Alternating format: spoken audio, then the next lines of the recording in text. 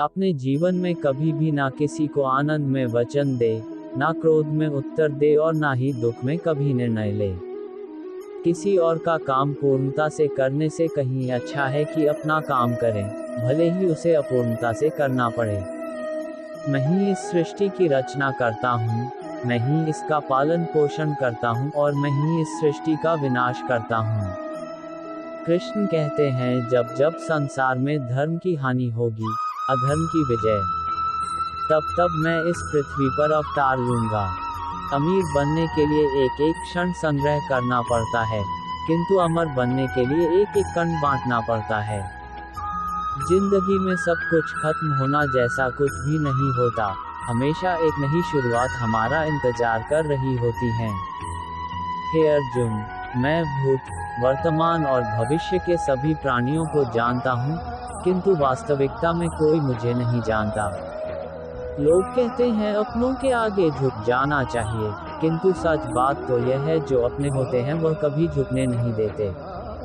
वह दिन मत दिखाना कान्हा कि हमें खुद पर गुरूर हो जाए, रखना अपने दिल में इस तरह की जीवन सफल हो जाए। वह जो सभी इच्छाएं त्याग देता है, मैं और मेरा की लालसा तथा भावना से मुक्त हो जाता है, उसे शांति प्राप्त होती है। हमेशा छोटी छोटी गलतियों से बचने की कोशिश किया करो, क्योंकि इंसान पहाड़ों से नहीं पत्थरों से ठोकर खाता है। शांति से भी दुखों का अंत हो जाता है और शांतचित्त मनुष्य की बुद्धि शीघ्र ही स्थिर होकर परमात्मा से युक्त हो जाती है। अपनी पीड़ा के लिए संसार को दोष मत दो, अपने मन को समझाओ, तुम्हारे मन का परिवर्तन ही तुम्हारे दुखों का अंत है। श्री कृष्ण कहते हैं, एक बार माफ करके अच्छे बन जाओ, पर दोबारा उसी इंसान पर भरोसा करके बेवकूफ कभी न बनो। इच्छा पूरी नहीं होती तो क्रोध बढ़ता है, और इच्छा पूरी होती है तो लोभ बढ़ता है। इसलिए जीवन की हर स्थिति में धैर्य बनाए रखना। अगर तुम अपना कल्याण चाहते हो, तो सभी उपदेशों, सभी धर्मों को छोड़कर मेरी शरण में आ जाओ, मैं तुम्हें मुक्ति प्रदान करूंगा। जो हुआ अच्छा हुआ, जो होगा अच्छा होगा। स्वयं को मुझ पर छोड़ दो, अपने कर्म पर ध्यान दो। कर्म ऐसा जो स्वार्थरहित पापरहित हो। कृष्ण ने दुष्टों को भी अपनी गलती सुधारने का मौका दिया, क्योंकि वो किसी मनुष्य को नहीं, उसके अंदर के बुराई को मारना चाहते थे।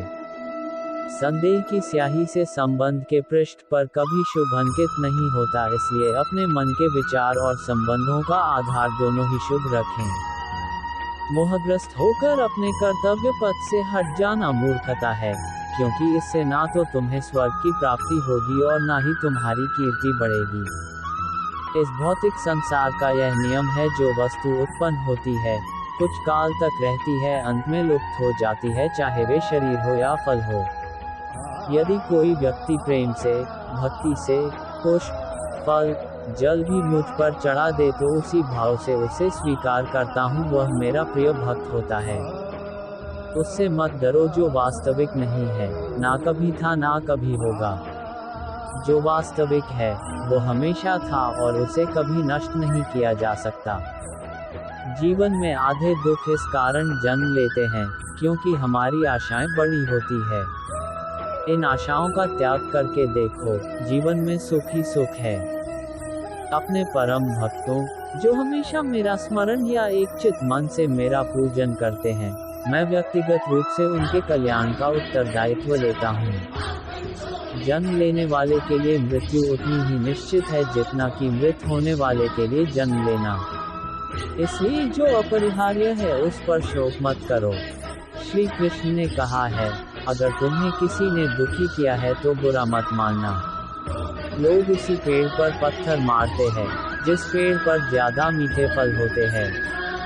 अंतकाल में जो मनुष्य मेरा स्मरण करते हुए देह त्याग करता है, वह मेरी शरण में आता है। इसलिए मनुष्य को चाहिए कि अंतकाल में मेरा चिंतन करें।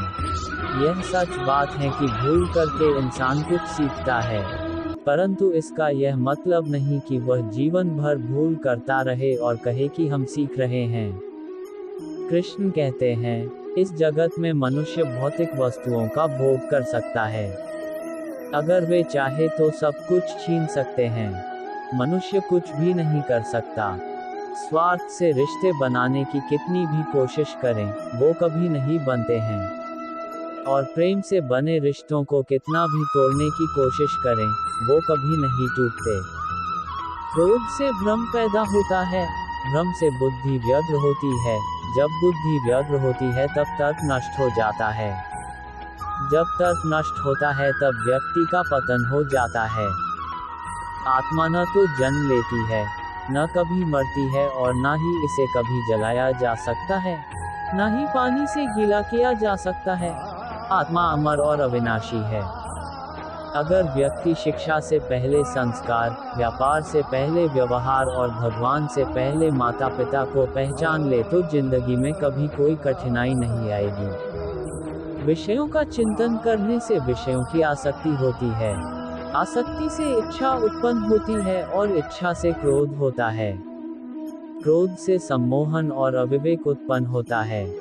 कृष्ण कहते हैं, जैसे प्राणी अपने पुराने कपड़ों उतार कर फेंक देता है, नए को धारण करता है, उसी प्रकार यह आत्मा पुराने शरीर से त्याग करके नया शरीर प्राप्त करती है।